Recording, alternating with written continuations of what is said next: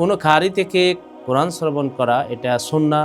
মহানবী সাল্লাল্লাহু আলাইহি ওয়াসাল্লাম তিনি একসময় আবু মুসা আশআরী রাদিয়াল্লাহু তাআলা আনহুর কেরাত শুনে তিনি বলেছেন আল্লাহ পাক ওনাকে দাউদ আলাইহিস সালামের জন্য কণ্ঠ দেওয়া হয়েছে।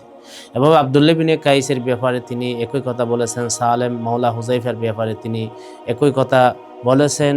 এবং নবী সাল্লাল্লাহু আলাইহি ওয়াসাল্লাম এক সময় আব্দুল্লাহ বিন মাসউদকে বলেছেন যে তুমি আমাকে কোরআন শোনাও। তখন তিনি বললেন আপনার উপর কোরআন নাজিল হয়, আমি কেমনে আপনাকে কোরআন শোনাবো?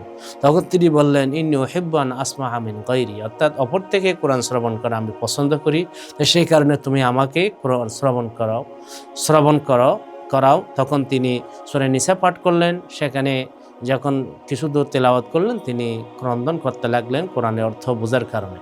তাই এভাবে আরেকটা আশ্চর্য বিষয় হলো, একবার নবী সাল্লাল্লাহু আলাইহি ওয়াসাল্লাম উবাই বিন কাবকে বললেন তুমি আমাকে কোরআন তিলাওয়াত করে শোনাও।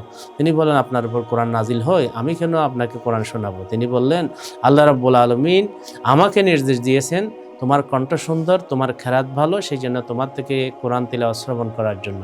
তিনি বলেছেন আল্লাহকে আমার নাম নিয়েছেন? হ্যাঁ, অবশ্যই নিয়েছেন। এই কথা বলার পর তিনি খণ্ডন করলেন এবং সূরা লাম ইয়াকুন তিনি নবী সাল্লাল্লাহু আলাইহি ওয়াসাল্লামকে তিলাওয়াত করে শোনালেন। এ থেকে বোঝা যায় কোরআন তিলাওয়াত করে শোনানো বা শোনা কারি সাহেবদের থেকে এটা নবী সাল্লাল্লাহু আলাইহি ওয়াসাল্লামের সুন্নাহ।